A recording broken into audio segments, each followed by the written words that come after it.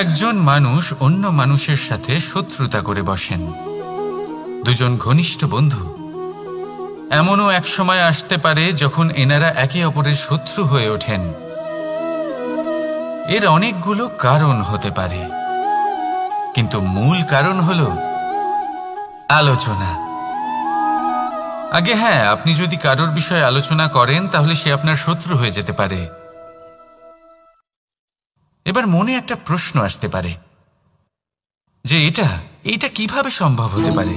আলোচনা এটা তো অত্যন্ত জরুরি। যদি আমি নিজের বন্ধুর খারাপ কাজের বিষয়ে আলোচনাই না করি তাহলে সে শুধরবে কি করে?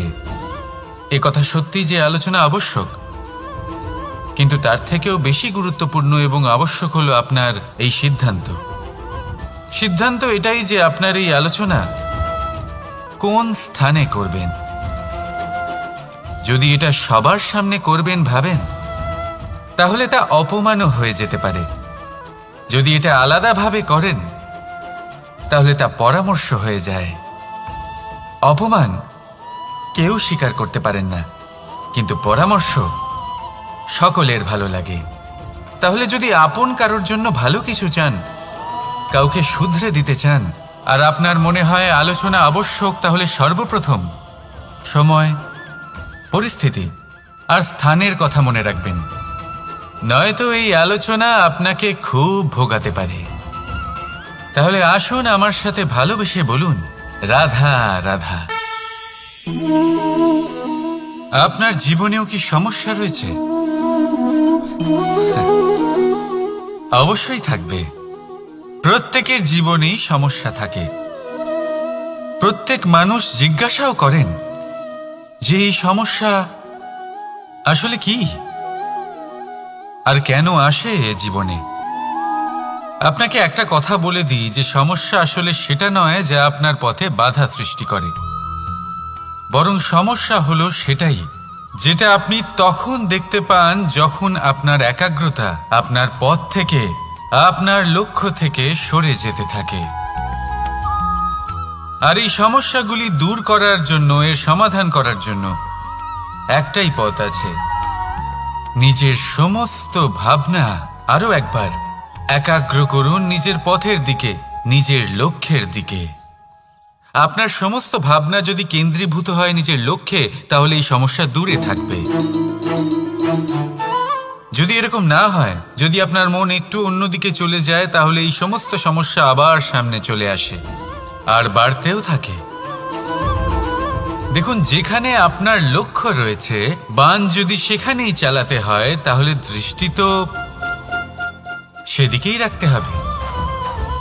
তবেই তো আপনি সেই লক্ষ্য ভেদ করতে পারবেন। সেই জন্য মনে রাখবেন, সর্বদা লক্ষ্য রাখবেন নিজের পথে, সেই পথেই সামনে এগোতে থাকুন নিজের লক্ষ্যের দিকে। আপনি যত সামনে এগোতে থাকবেন এই সমস্যা তত পিছিয়ে যাবে। তাহলে আসুন আমার সাথে ভালোবেসে বলুন, রাধা রাধা। এই পাখিরা সত্যি খুব সুন্দর, আমার খুব ভালো লাগে।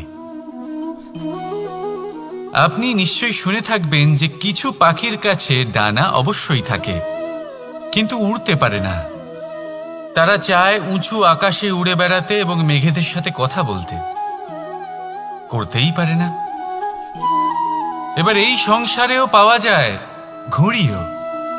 এদের মধ্যে না জীবন আছে, না প্রাণ আছে, আর না আছে ডানা, কিন্তু এরা আকাশের সাথে কথা বলে, হাওয়ার বেগের সাথে কথা বলে, আনন্দ করে, উৎফুল্ল হয়ে ওঠে।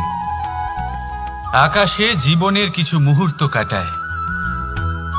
তার কারণ কি হতে পারে? কারণ হলো সুতো। এই সুতো যদি সঠিক হাতে থাকে, তাহলে এই কাগজের তৈরি ঘুড়িও আকাশের উচ্চতায় উড়ে বেড়াতে পারে। এবার এই সুতো আসলে কি? এই সুতো হলো আসলে ভালোবাসা। এই সুতো হলো আসলে বিশ্বাসের। আর এটা আপনি দিয়ে থাকেন তাদের হাতে যাদের আপনি বিশ্বাস করেন, যাদের আপনি নিজের সর্বস্ব দিয়ে দেন। ভেবে দেখুন, এই ভালোবাসা আর বিশ্বাসের সুতো আপনি যদি সঠিক মানুষের হাতে দিয়ে দেন, তাহলে আপনি অনেক উচ্চতায় উঠতে পারবেন, আকাশের উচ্চতায় উড়ে বেড়াতে পারবেন, মেঘের সাথে কথা বলতে পারবেন, পাখিদের মতো উঠতে পারবেন, যা ইচ্ছে তাই করতে পারবেন।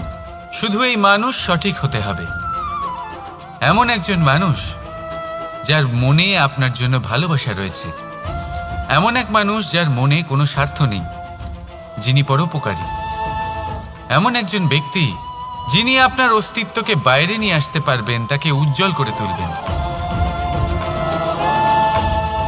তাহলে ভালোবাসুন, আনন্দ করতে থাকুন, আর এই আনন্দ সহকারে বলুন, রাধা রাধা। আমরা সকলে এমন ব্যক্তির সাথে থাকতে চাই যারা খুব মিষ্টি কথা বলেন, যাদের ব্যবহার আমাদের ভালো লাগে, যারা দেখতে সুন্দর হন, যাদের আমরা পছন্দ করি। আর সবসময় এমন ব্যক্তির থেকে দূরে থাকতে চেষ্টা করি যাদেরকে আমরা পছন্দ করি না, যাদের কথা আমাদের খারাপ লাগে, যাদের কথা একটু কঠোর হয়। আমরা সবসময় চেষ্টা করি এদের থেকে দূরে থাকার, ঠিক কিনা?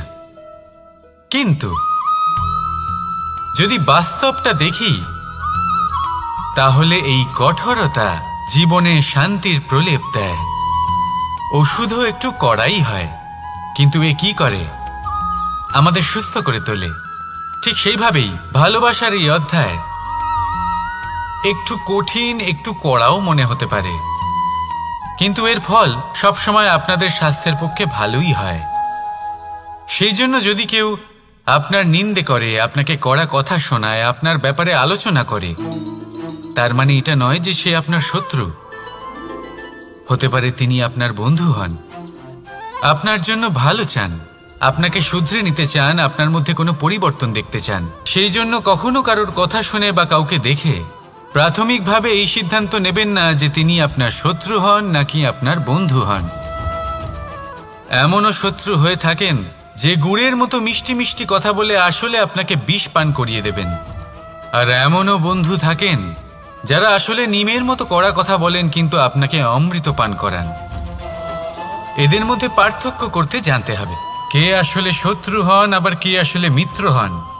এই পার্থক্য যখন আপনি করতে শিখবেন, তখন আপনি এই সংসারের সব থেকে সুখী প্রাণী হয়ে উঠবেন। এই পার্থক্য বোঝা সহজ নয়, কিন্তু অবশ্যই আবশ্যক। রাধা রাধা। অসুখ। এমন কোনো মানুষ আছেন এই সংসারে যার অসুখ করে না? প্রত্যেক মানুষ কখনো না কখনো অবশ্যই অসুস্থ হয়েছে, তার এই শরীর রোগের শিকার অবশ্যই হয়েছে। এবারে দেখুন, এই রোগ আসে, আবার এই রোগ চলেও যায়, কিন্তু সেই রোগ আমাদের কষ্ট দিতে কেন সক্ষম হয়? কারণ হলো স্বচ্ছতা। যদি এই স্বচ্ছতা শরীরে না থাকে, তাহলে মানুষকে শারীরিক কষ্ট পেতেই হবে। ঠিক সেইভাবেই অত্যন্ত প্রয়োজনীয় হলো এই স্বচ্ছতা যেন মনেও থাকে। যদি এই স্বচ্ছতা মনে না থাকে, তাহলে মানুষ চারিত্রিকভাবে কষ্ট সহ্য করেন। এবারে নিবারণ কি হতে পারে? বড়ই সহজ এর উপশম।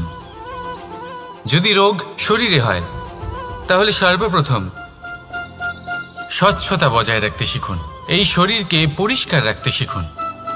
বিচক্ষণতার সাথে এই রোগের সম্মুখীন হন, ভয় পাওয়ার কোনো দরকার নেই।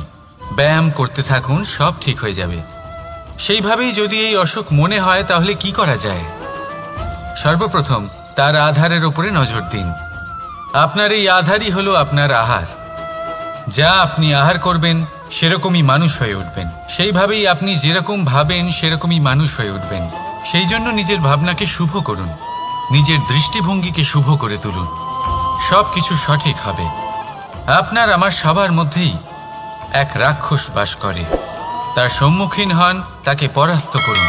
তাহলে এই রোগ সে শরীরেই হোক বা মনের মধ্যে, যদি সঠিক সময় তাকে আটকানো না যায়, তাহলে যে কোনো সময় তা মহামারীর রূপ ধারণ করবে। সেই জন্য সাবধানে থাকুন, সুস্থ থাকুন। তাহলে আসুন, আমার সাথে ভালোবেসে বলুন, রাধা রাধা।